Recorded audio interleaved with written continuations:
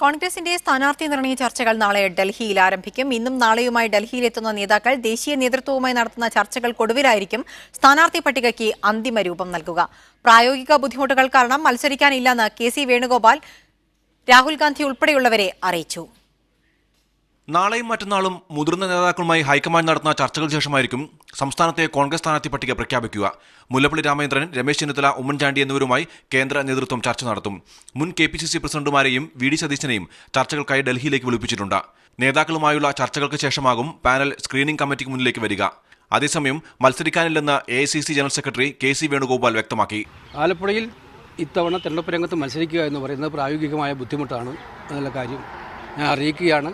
വേണുഗോപാലിന്റെ പിന്മാറ്റം ആലപ്പുഴയിൽ കോൺഗ്രസിന്റെ വിജയസാധ്യതയ്ക്ക് തിരിച്ചടിയായി. VM സുധീറിനെ പകരം മത്സരിപ്പിക്കാനാണ് നേതൃതലത്തിൽ ഇപ്പോഴുള്ള ആലോചന. രാഹുൽ ഗാന്ധി നിർദ്ദേശിച്ചാലേ ഉമ്മൻചാണ്ടി, മുല്ലപ്പള്ളി എന്നിവർ മത്സരരംഗത്തുണ്ടാകൂ. വയനാട്, എറണാകുളം, പത്തനംതിട്ട സീറ്റുകളുടെ കാര്യത്തിലും രാഹുലിന്റെ നിലപാട് നിർണായകം.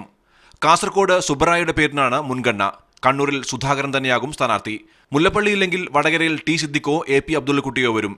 തൃശൂരിൽ TN പ്രതാപൻ, ചാലക്കുടിയിൽ ബെന്നി ബെഹന്നാൻ, പാലക്കാട് VK ശ്രീകണ്ഠൻ, ആലത്തൂരിൽ രമ്യ ഹരിദാസ് എന്നിവരാണ് സ്ഥാനാർത്ഥി സാധ്യതയുള്ള മറ്റുള്ളവർ. വയനാട് പരിഗണിച്ചിരുന്ന ഷാനിമോൾ ഉസ്മാനെ ആറ്റിങ്ങലിലേക്കാണ് അവസാന ആലോചനയിൽ പരിഗണിക്കുന്നത്. ശശി തരൂർ, കൊടിക്കുന്നിൽ സുരേഷ്, MK രാഘവൻ എന്നിവർക്ക് മാറ്റമുണ്ടാകില്ല. മീഡിയ 1 തിരുവനന്തപുരം.